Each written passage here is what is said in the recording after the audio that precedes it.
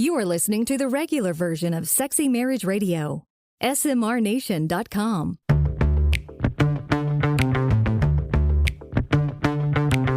You've turned on Sexy Marriage Radio, where the best sex happens in the marriage bed. Here's your host, Dr. Corey Allen. Well, we just wrapped up a coaching call that we do every month with the Academy members. And the hangout after, that's so much fun. It absolutely is, because what we have is a group of invested people in the Sexy Marriage Radio Academy that are truly looking to improve themselves, improve their marriage, and help other people along the way. And that's what's going on in the Sexy Marriage Radio Academy. And so this is just a quick plug to say, come join us, because your voice is wanted and needed and helpful. It can be helpful. Right. Because maybe you come on board and you take a season of, this is what I'm just getting from it. I'm gleaning stuff from it, and then I can give back later. Or maybe you can come in and it's both at the same time. Maybe so. And because you just want to go to smrnation.com/SMR Academy is how you can join. That's also how you join the extended content too, because you get the extra parts of the show that we do each and every week. But to everybody else too, we're so grateful that everybody shows up and joins in, calls us at 214-702-9565 with what's going on in their mind or their heart or their marriage or their family. Because, man, it's so interwoven. Brings the emails, asks the questions, says, is this normal? Is it not? And speaking of emails, you would send it to feedback@sexymarriageradio.com, because that's what gets us the content that we can help do, because it's listener-driven radio and has been for years. And we also rely on the nation to help spread the word that married sex is the hotbed for sex. And so jump on iTunes, rate and review the show, leave a comment, help us climb the charts, subscribe. Subscribe for a friend, grab their phone and put it on there. Not opposed to that at all. Right. Because what better way than to have a conversation when you show up at work the next day? Care to explain why this show is now showing up in my podcast app? I'd like to know more, please. Just thought you'd enjoy it. Yeah, trust me, it'll be good for you. So before we get to the show, we need to give a quick reminder to everybody that if you want to come to the getaway and get a scholarship for your registration, Pam and I are throwing in we're going to scholarship a couple that wants to come join us June 23rd to the 25th in Indianapolis for this year's getaway. You need to send us an email, feedback@sexymarriageradio.com, and just put in the subject line SMR getaway. We want in somewhere in the body of it, and we'll put you in the random drawing. Yeah, do it before March 2nd. That is Texas Independence Day. Yeehaw! That's the deadline for us doing the drawing. So make sure you get in before then, and we want to see you there. Come see us in Indy, and if you don't want to enter the drawing or you don't win, join us anyway. The deadline for the early bird registration ends April 15th. But register at smrnation.com/getaway, and we hope to see you there. Well, coming up on today's show, actually, we've did this a couple of different times, so we're giving the full show today to everybody. Nice, okay. Because I'm joined by a fellow LPC, Colleen Ramser, and she works she's a trauma therapist, and she works in the world of spiritual abuse and domestic abuse. And they're not always reportable offenses, but they do actually impact people, right? It's not like there's flat-on verbal, physical altercations that are happening, but there are aspects that are abusive, and they are impactful, and they're painful, and they're harmful. And we've kind of had a thread through some of our shows lately on the idea of big T, little t trauma, and how do we deal with it? And so I came across her a couple months back listening to another show that she was on, and I'm like, I got to get her on. And so we finally got a chance to record, and we kind of walk through the system and the individual and the dynamic, and then more importantly, what do you do about it? How do you heal? What are the steps we need to take? There you go. Some solutions. That's what we want to hear. And so that's why we're giving the full show, because I didn't feel right saying, well, if you want to learn how to heal, join the Academy and you'll get all that info. This is something I think everybody needs to be exposed to. Right. Because we all face turmoil and things that impact us in various ways that we need to deal with better. And so she joins me today, and we dive deep into that. That's great. I'm looking forward to it. It's always a pleasure to be joined on the show from a fellow therapist. And so, Colleen, we got our work cut out for us, because sometimes when I have a therapist join me, we got to realize, we're not doing therapy for the whole world right here in this conversation, but we are talking about some very important concepts. So Colleen Ramser is joining me. So you're a licensed professional counselor and then a certified EMDR trauma specialist, right? Yes. So that's some training I don't have. So this will be fun to kind of see how some things can overlap. But Colleen, welcome to the show. Yeah, thanks for having me. It's a privilege to come on. And I'm going to just give everybody a heads up on how I found you, just because I think this is pertinent information. So I had a colleague friend of mine earlier in 2020 mentioned the podcast, The Rise and Fall of Mars Hill. And so it's a story of Mark Driscoll and the Mars Hill Church up in Seattle, and how it just boomed and grew giant, and then it all collapsed within a short time frame, relatively speaking. Yeah. And as I'm listening to the podcast, which was really well done, you can find it at almost any podcast app that you use. You were on, and so as I'm listening to some of the dialogue of the whole concept of spiritual abuse. And just some of the different traumas that come from a religious and spiritual context, it immediately made me think, okay, that's something we got to talk about, because that's playing out not just in the world as a whole for churches, but in the world as a whole for marriages. Mm-hmm. And so that's where I want to go, is just, what do you see in the world of marriage and relationships when it comes to some of these different traumas that we experience? And let's just kind of go broad brush, and then we'll drill down into deeper nuances. Sure. I figured you're going to be opening the floodgates with this episode. Okay. So okay. Because I think that it happens more often than we think. And there's a lot of people who are very desperate for some hope and, for some healing. I think Mike did a great job with the Mars Hill podcast, and being able to shed some light on it, open some doors with it, create the conversation for sure. But it is something that I see often, because I specialize with domestic abuse and spiritual abuse. So, on this, the spiritual abuse, and a lot of it looks like just simply having a power differential. Right. Even at the simplest form, a pastor doesn't understand that his words bring a whole lot of weight. Absolutely. Just simply speaking. But then on the other end, there's a lot of forcefulness that can take place with this, where there's whole systems and institutions that kind of have this way about them that if you don't hop on the train, you're going to get kicked off, or you're going to be run over.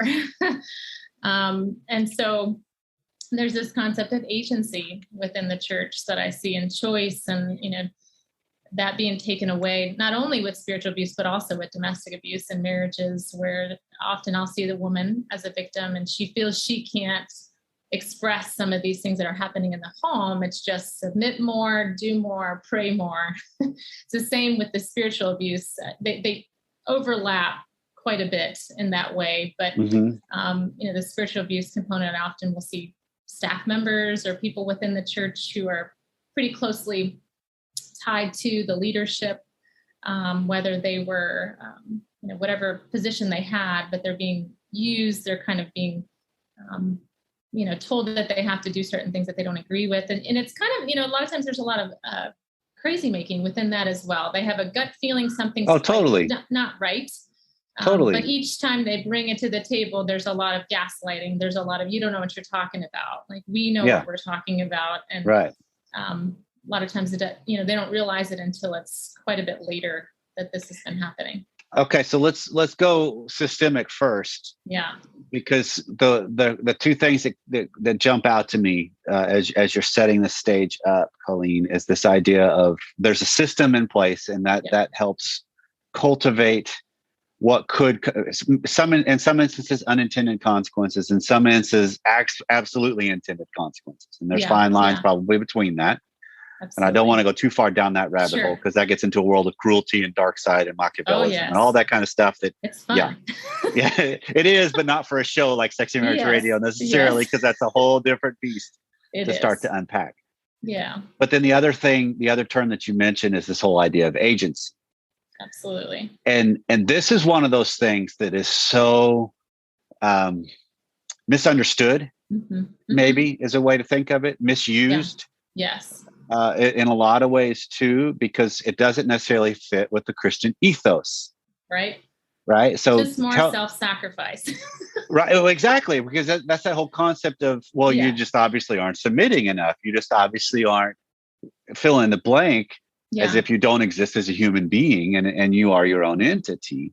So how do we make sense of that to help empower people from this kind of a conversation? Because obviously therapy is one route.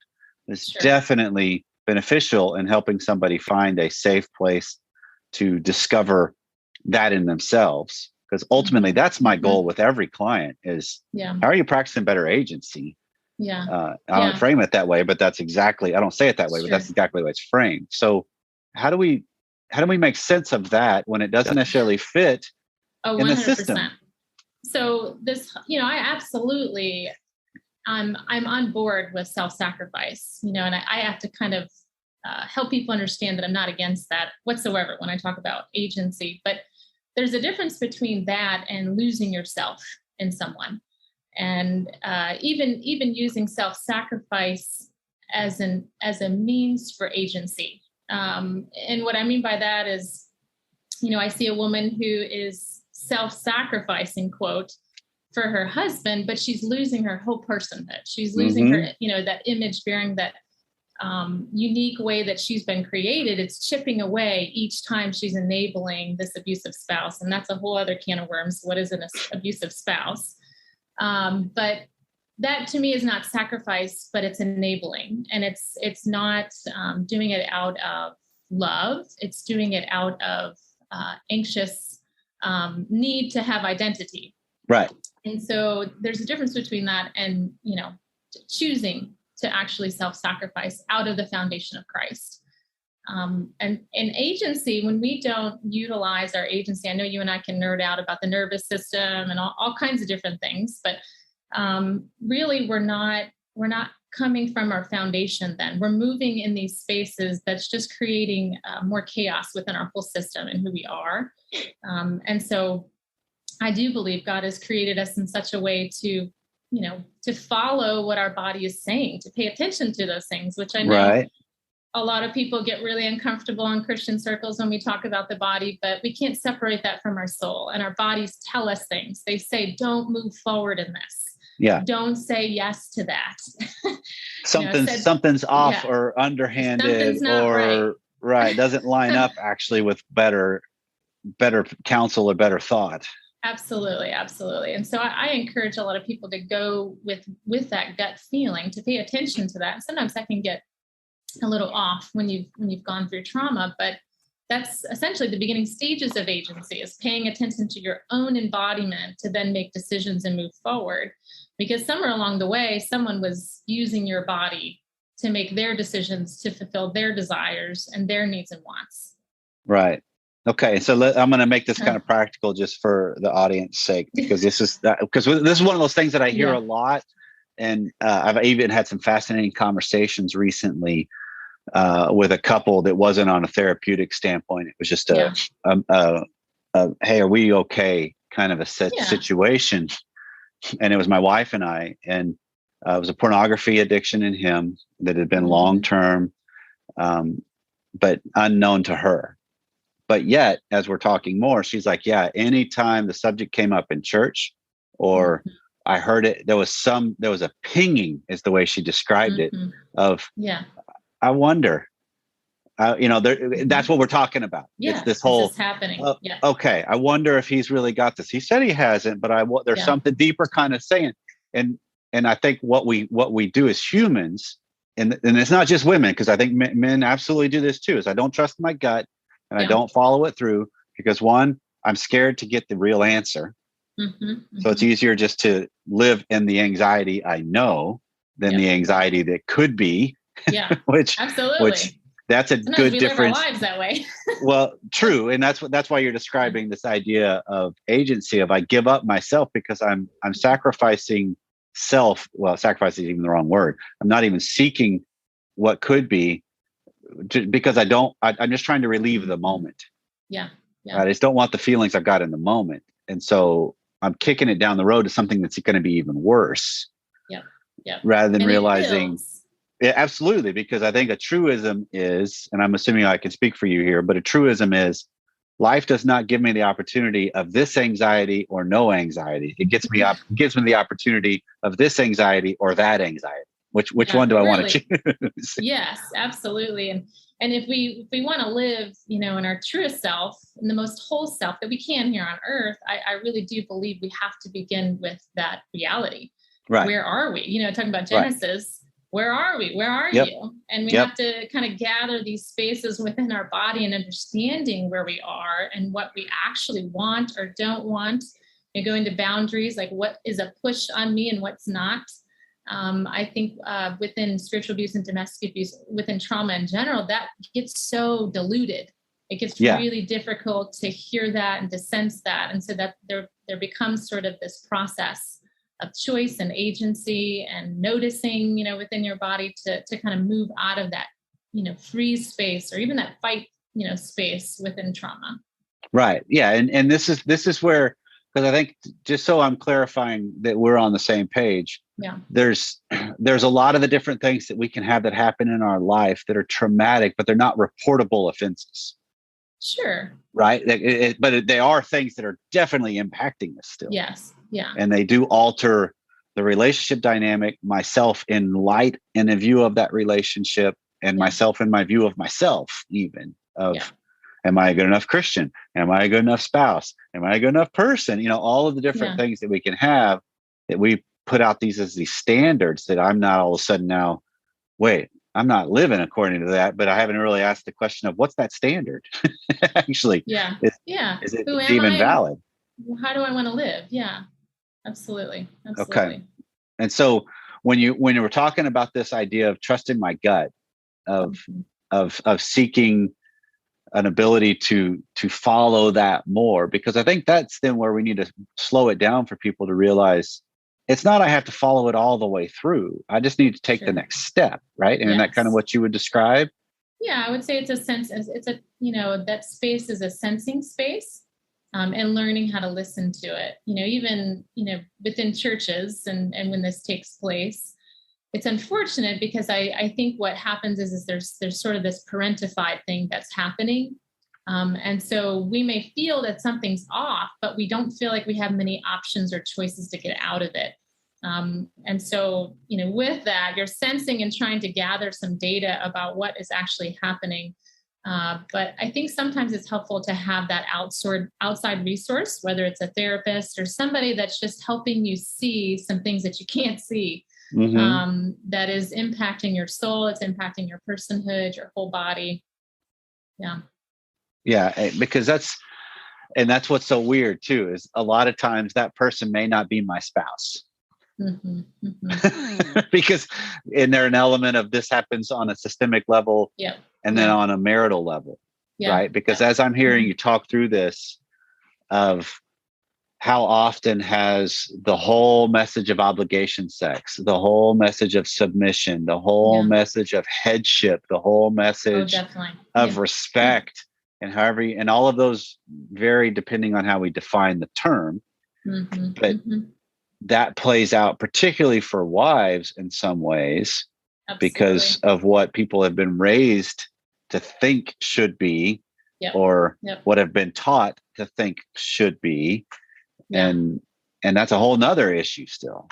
Oh, and they find themselves part of the system, part of the culture of it. And this is the way we're supposed to do marriage. This is the way we're supposed to do life. And, it's kind of the whole Kool-Aid thing. You don't realize you're drinking the Kool-Aid until you're practically dead, and I hate to sound morbid in that way, but it can feel like that you're so entrenched within this, way of doing life and the things that are spoken from the pulpit and the way that you're encouraged within your marriage and different things, that you just don't know anything different, that there's any other option or choice to be different until you see different, like we don't know what we don't know until we know. Right. And so then how do you help people start to see different? I mean, what's some of the best things we could do that kind of point them in that direction?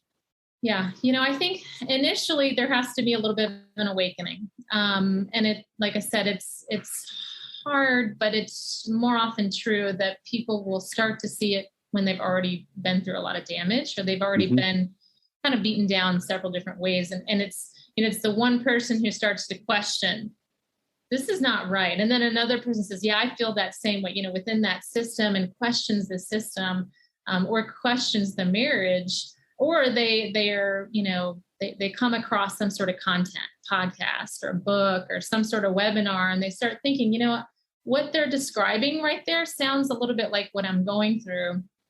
I wonder. And so they follow that thread. So I think there's a little bit of that, that awakening that sometimes you don't know you're in it until you have something that is awakening you to it, that causes you to then question. And, then from there on, I will often see people then become educated on it. They understand more of what they're going through. There's words for it, because when you go through something that's traumatic, especially like this, there's just not a lot of words to articulate what's happening inside of you and what's happening around you. So, right.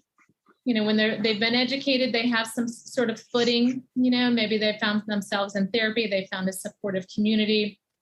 They can begin to heal and have a little bit more clarity about what their next steps are. And of course, I can't speak for everyone on each individual step. I think the nature of trauma is attunement, being able to kind of,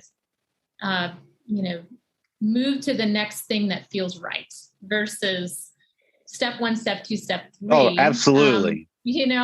And so I think, for everyone, it looks a little bit different. Sometimes it's leaving that church. Sometimes it is divorce, and I get a lot of people who say, are you for divorce, Colleen? And I'm like, no, I'm for really healthy relationships, and for people to not be traumatized in these systems or marriage. And I just as much want, I'll often see the woman, who's a victim. I just as much want the husbands to do the work, to figure out what is it that has, been a part of their foundation that is not creating these fruits of the Spirit, that they're not relating in these ways that are Christ-like. So I want it for both. Right. I want it for everyone. I agree. Because that's the idea of I use the phrase of, I want 2 healthy people. Yeah. Yeah. Right. And the relationship, I don't get a vote. It's up to them on what you do or don't do. And so it then becomes, how do we start to recognize? Because again, I think you're kind of pointing out some things that if we can be objective and look at it, we get some more clarity, which is, okay, my emotions serve a purpose. Yeah. Right. And if nothing else, they could be triggers to help me question things better, because they're not 100% true all the time. They're also not 100% wrong all the time. Yes. It's data. But maybe I could get good information from it to ask better questions, to go, okay, wait, I'm starting to see a theme here of this circumstance happened and and I kind of had the same feeling. There's got to be more to it then. So how do I have the courage to ask the better questions? Yes. Yeah. And then the other, and I love this, that you kind of subtly mention this. I just want to point it out and put a pin in it more of, I seek out things that I know are outside of my circle, if you will, or outside of my dynamic, that I will go listen to things or learn some things or read something that I know I may not agree with, or it doesn't even apply to me necessarily, or it's more of a story that seems sensationalized. Because what came to my mind as I was listening to you talk about this, I don't know if you've read the book, but I cannot remember the author's name. It was a woman from North Korea, In Order to Live. And it was her story of escaping North Korea into the slave trade in China, into the sex slave trade. And now she's in America after what she had to do to survive, and just listening to, because she's actually the one that read it. And so it's just like, okay, that is so profound on her plight, but it also is so human. There's a lot more extreme, but some of the main things are exactly what the human experience is on what we do. And what it did for me is help kind of, okay, wait, I see some of that. Okay. Now, because that's something so out of my normal that, okay. And then you add to it, and imagine that a therapist talking about out of my normal, because we know what we hear most day in and day out. It's like, whoa, that's stuff I got to really deal with on my own level of walking alongside somebody that is their experience. Yeah. But it's just, I love acknowledging that fact of, okay, seek out something that will stretch you a little bit. Yeah. Yeah. Well, and I think because there's so much confusion, within that piece of spiritual abuse, domestic abuse, these systems, there's just so much confusion that sometimes you just really got to get out of it in some capacity and be okay with the fact that you may be cut out because you begin to question that's part of it, that things will get worse because you're questioning, or you are, saying, I don't know if I really agree with being called a name all the time. Mm-hmm. I don't really agree with being forced to do things within the church, that I don't agree with my gut saying no.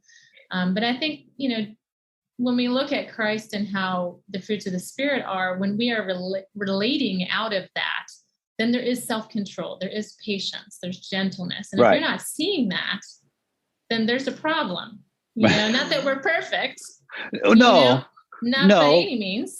But it does go back to what you were describing earlier when you're talking about this aspect of agency and my own growth, and getting to where it's self-sacrifice. That presupposes that there is a self to then sacrifice. Yes. Exactly. And that's a huge component of this conversation, because really otherwise it's a doormat, and and there's not. What are you actually giving? Nothing, because you don't really have anything you are giving. Exactly. A lot of times I'll say you're being made in the image of a system or your spouse, and that is not sacrificing. Right. I think you hit it right on the nail, that you got to have a self to be able to move into these things and to give in ways that are loving. Anything beyond that or different than that is just an empty person that's trying to please someone else or please a system. Right. Which then is, let's go for a minute on the idea of the domestic side of this too, because the other side of this equation matters. That when I hear couples where if the husband is the one that's taking the headship role, and he's taking you should submit, and this is more about me, and whether it's an overt or it's a covert, because sometimes I think it's an upbringing. It's what I believe too. And I didn't even have take the moment to question what that is, but there's something deeper down, because the way I see this play out in sex is I want a wife to participate willingly and want to do that for herself too. Yeah. Right. Yeah. But if she's just self-sacrificing, quote unquote, and not actually giving up herself, it's not in line with what I say I want, but I accept it. That's part of the problem for the husband. Then it's like, that's the way I frame it for them, of like, okay, what you say you want, you're not doing. Yeah. Yeah. So A plus B equals C, what's that about? Well, and I think too, one thing I've said before, and I think, trying to remember another author who says this, so I don't want to sound like I'm taking, but there's something that I've heard someone say about how, sex isn't sex. Like we kind of have cheapened it in a lot of ways, that if we are, fully giving of ourselves in this moment presently, then that's a lot more genuine intimacy than, completely sacrificing ourselves for our spouse. And given, I think there's an element of, do sometimes people just have sex and they have sex, and it's not, there's no bells and whistles. I can understand that. But I think within these cases of domestic abuse, sex kind of becomes sort of this requirement versus a genuine pursuit for intimacy. And so within that, it kind of distorts the whole relationship all in itself, and the agency and the ability to choose this intimacy. And like I said, A plus B equals C, really, good relating and, good, virtues and fruits of the Spirit that I'm doing within this relationship, imperfectly, of course, and with weaknesses. But if my posture is within that and another person's posture is within that, then sex is going to be much more fuller. Right. And because that's where you're describing that the discrepancy we can have between a higher desire, lower desire. Sometimes it is more, I'm doing this more for you than I am for myself, but I'm still a full willing participant. Yes, I'm still here. in that equation. That's a sacrifice that benefits the whole. Yeah. Yeah. Versus I think sometimes we get caught in these scenarios where I claim I'm sacrificing, but I'm really, it's to the lowest common denominator then. And it's not for the benefit of the whole. It's for just alleviating the anxiety in the moment, or the Yes. tension Yeah. in the moment, or the identity structure in the Yeah. moment of, but I'm a bad spouse. No, Yeah. you're not. Yeah. If you're not truly wanting to be involved in this, Then well, then don't. Yes. Exactly. But within the domestic abuse, that becomes very complicated, within that, because if the woman doesn't, things could get worse. She's dealing with, several other complexities for multiple days within that. And so there's this tension, and helping women to see that you can say no, and that God can really use that no for the spouse who's demanding and requiring and has this expectation that I should have it whenever I want it. Right. And so let's pivot then. And I just want to keep going. Okay. We're just gonna blow right through this. Will just be the full show. Everybody gets the full show today. So congratulations to everybody. This is too good. This is too good. Oh no. This is getting scary up in here. No, because we need to pivot to, like you just teed up, of, okay, so you recognize someone's listening to this, because I can guarantee there'll be people that are like, okay, 100%. wait, this is not circumstance that I've been having these themes, and now it's here's being the education confirmed coming, the awakening right here, right now. I'm sensing, yep, that's describing me. That's something that's been my experience. That's exactly what I'm living. So the next steps to start healing. I mean, obviously therapy is one that's a definite plus. Yeah. But what are some of the other steps? Because you alluded to this idea of, most of why we don't speak up is because I'm afraid of what's coming when I do. Yeah. Because I've had moments, tell me if I'm wrong on this, but every person has had moments where they did speak up and it went badly. That's why they don't anymore. Yep. And so it's recognizing, okay, but when I do find my agency, even if it's ever so slightly improved and growing, I'm going to have some major discomfort and major turmoil possibly for the short term. But how do we help people understand the resolve of that? And then also what's likely can come from that? I think so. The turmoil that comes, if you could think of it like a self that's starting to form. I know this sounds so theologically out the window, but from a trauma perspective, it makes sense to talk this way. But when she's feeling, and like I said, I typically see the woman who's a victim, so I speak in that way, but there's absolutely men out there who are, in these situations. But when they begin to feel that, they're beginning their sense of self. I don't like what's going on. I don't like having to submit in these ways that I don't feel like God is requiring of me. I don't like being hit. I don't like being emotionally abused or verbally abused, fill in the blank. Right. And so the way out of that is to continue to educate yourself, because the more you have some clarity about it mentally, it's going to help with that decision making of what is my next step. But I also want to acknowledge, for a lot of my clients who go through this, there's a ton of ambivalence. This is probably the biggest and the longest part of this process, is the ambivalence, because there's good times and there's bad times. Right. And there's this kind of trauma bonding that happens where when there's this positive moment with your spouse, and then there's this really bad moment, and it's awful. This is different than your regular ups and downs within a marriage. The severity, the intensity, the pattern. This is actually, because I've been reading on this just recently, just refreshing because of some of the client load I've got right now. That this is actually what Schnarch referred to this as, is this is disgust trauma bonding. Yeah. Right. Because it's your disgust reaction in your brain, which is actually an automatic response that's in the brain. It's neurological. Yeah. And it can bond us. It's super glue to somebody, and it's hard to break.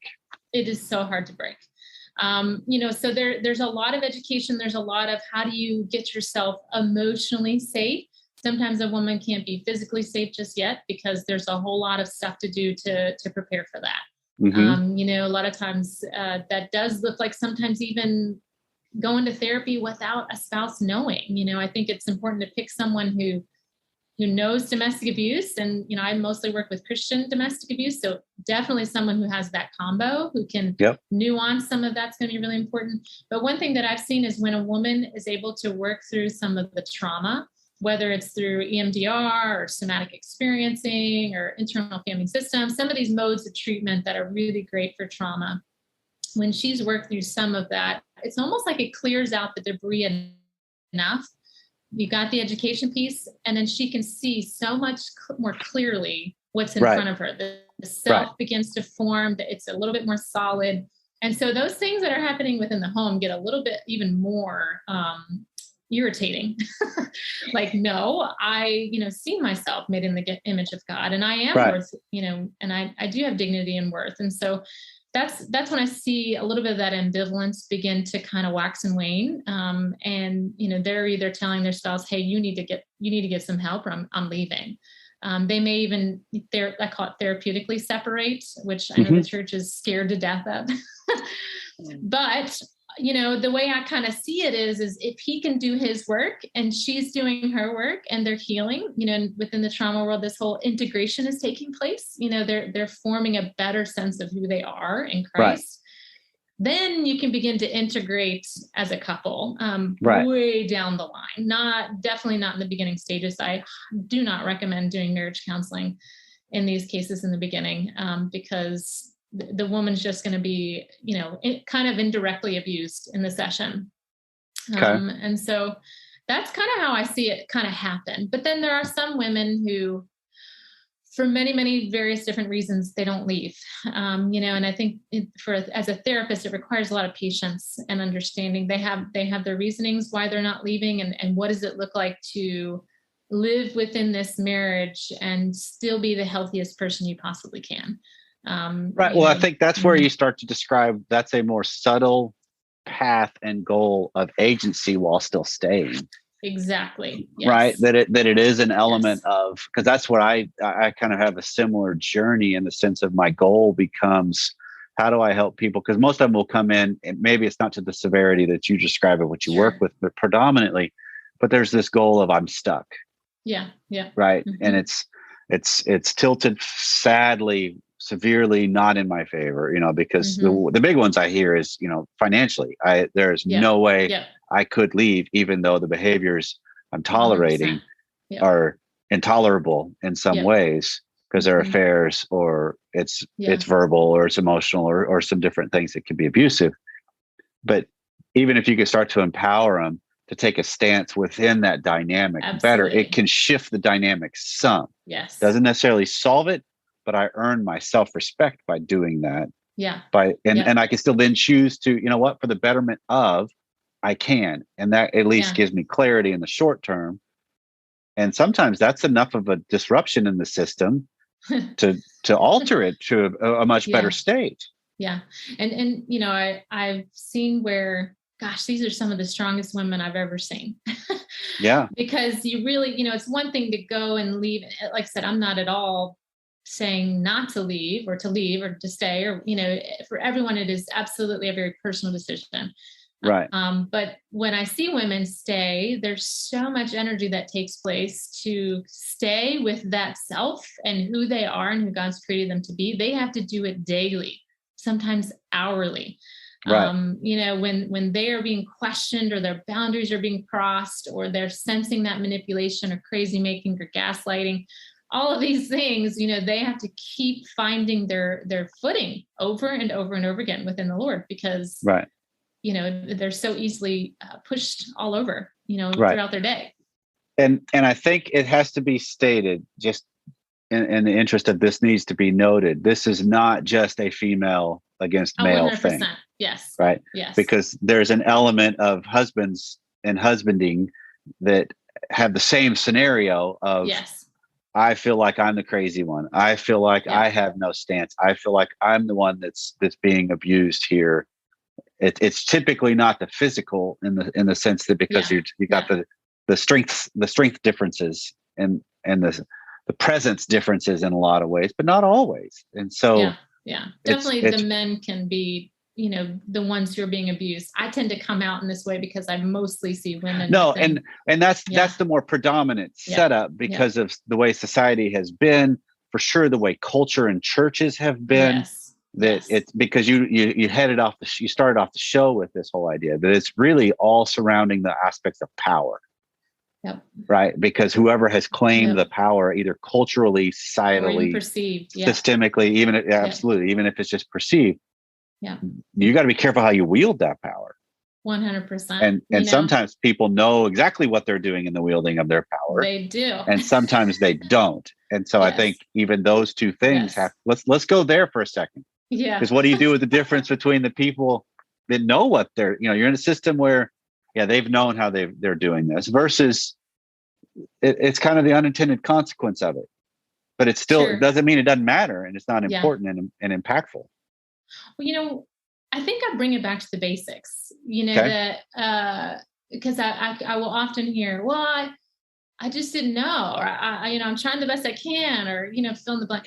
But again, I know I've said this a few different times, but if we come back to just the basics of relating, okay, perfect. Like if I am mean to you in any capacity, then you're not going to want to be around me.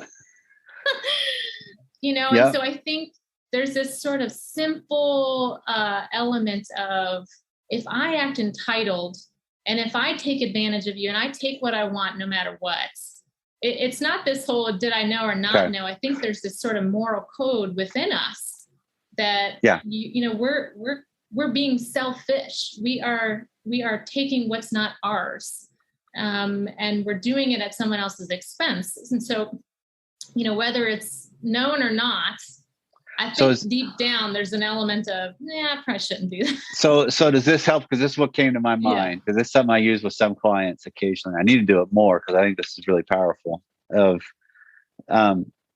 Imagine, like, replay a scene in your life, right? So I'm not saying this to you. I'm saying it to everyone listening to the show, right? Okay. But even if you want to join in, let's play, Colleen. Let's do an exercise. Let's do an exercise. Imagine, replay a scene and a dynamic as if you were watching a movie with the sound off between you and your spouse on how that moment unfolded, and you're in the audience just watching. What do you glean from how that unfolded? Because that's where morality becomes a lot more clean on okay, wait, that stance, that reaction, there's something. I mean, it helps us that's the clarity you're describing. I can see something outside of the norm that I have lived in, which can give me pause to ask a better question, courage to make a better move or do something different or remove myself. I mean, that's what then all of a sudden we open up scenarios, because I would imagine you have a lot of times where people would say, but I don't know what to do. And then when I can slow myself down, you actually realize I got a lot of options of what I can do. Yeah. And that's the essence of healing too, is choice, having options, knowing what your options are. But even going back to the whole relating piece, sometimes I'll get, well, it's just her trauma. It's her trauma that's kicking in there. But I still go back to the basics. Well, if you had a vulnerable person in front of you, would you still take advantage of them and just say, well, they're just vulnerable? So if she's got these, things that make her more vulnerable to certain things within the marriage, whether it's sexually or, even emotionally, I think the heart of Christ is to actually be sensitive to that, not just plow forward. And to really exercise that attunement, or that kind of watching and learning, like, what is my spouse doing right now? Well, how do I need to adjust in healthy ways, not necessarily in walking on eggshell kind of ways, but more in this capacity of gentleness and kindness, that I'm coming alongside of you versus forcing you forward into these things or making and demanding you to do these things. Right. I'm being an ally in this with you, and I'm truly the helpmeet, which was mutual submission. Right. It's that's the biblical side of it too, of, I'm not meant to complete you, but I'm also not here to dominate you. We are partners in this. And so how do I view these things as moments to go, that's when it does become self-sacrificing on the other side of the equation, right?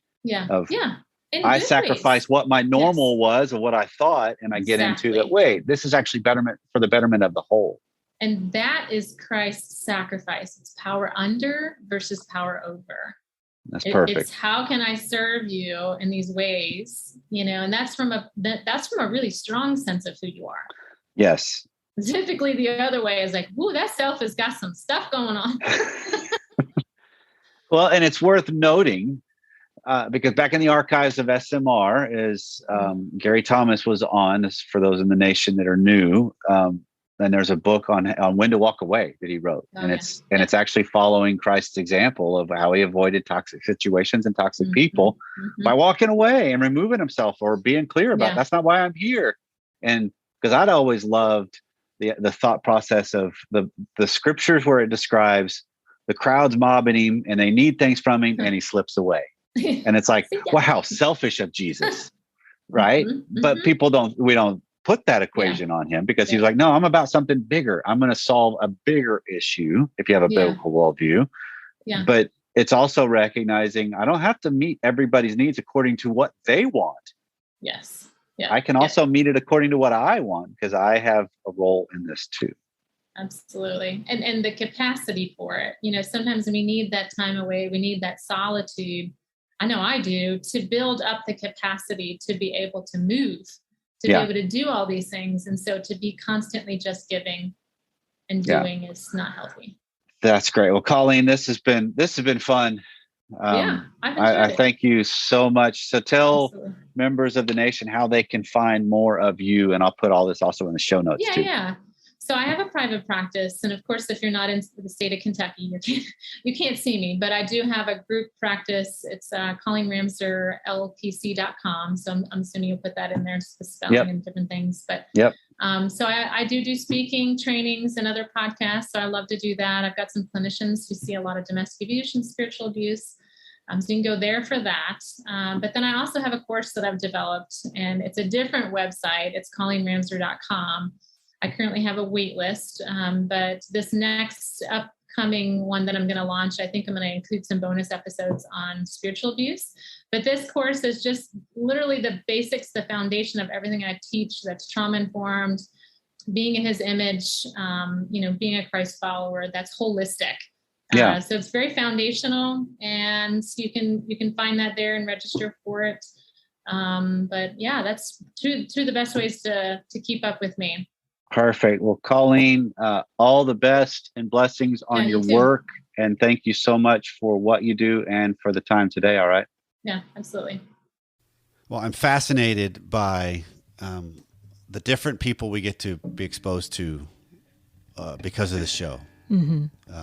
From the stuff that helps set up this kind of content that we get from listeners, emails, calls, all the way through, but then other professionals that are in the trenches, that do really good work.